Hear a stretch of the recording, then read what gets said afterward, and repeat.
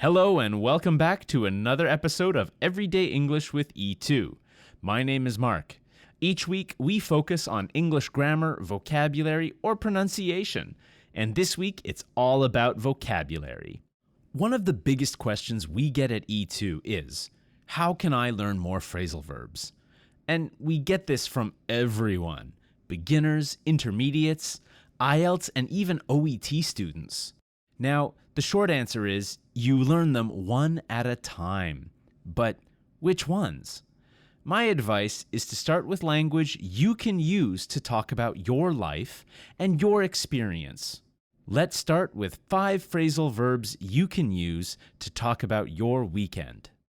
But before we get going and learn some slick new phrasal verbs, remember that you can check out www.e2english.com anytime if you want to improve your fundamental English, your grammar, vocabulary, pronunciation, and even spelling. It's free to sign up. Just click on the link below this podcast. Here are 5 simple intermediate phrasal verbs that you can add to your English today. So in my classes, every Monday, I like to ask my students about their weekend. It usually takes them a few minutes to get started, but they usually have pretty interesting weekends.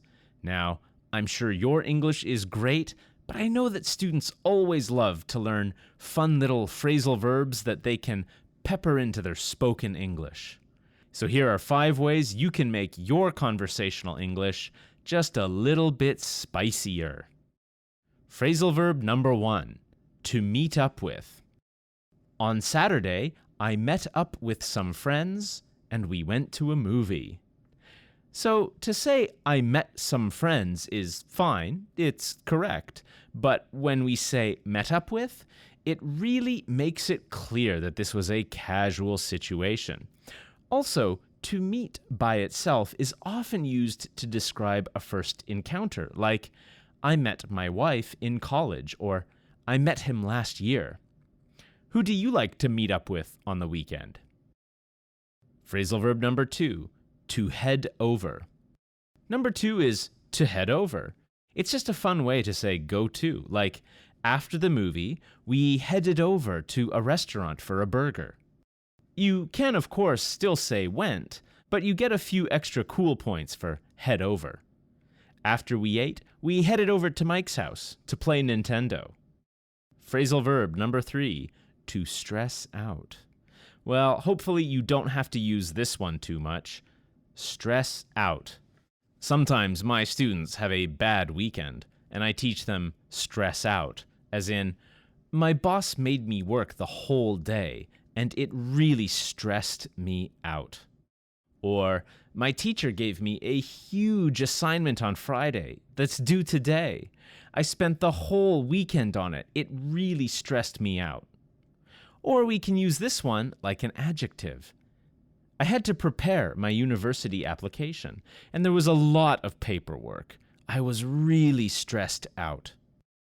Phrasal verb number 4, to try out. But as always, I love it when my students try something new.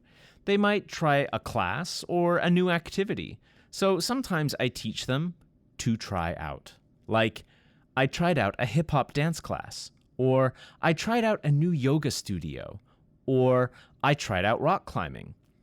Again, you could say I tried, but to try out adds a sense of experimentation. You probably wouldn't use it to talk about something more serious, like I tried out a 7-hour hike. It's best to try out things that are short, safe, and simple. Phrasal verb number 5, to sleep in. Ah, yes, everyone's favorite activity, to sleep in. On Saturday, I slept in until 10 a.m. I think this one is super easy, but super practical. But if you're like me, it's really hard to sleep in.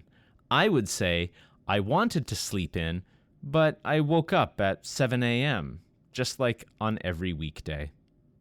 Awesome. Well done.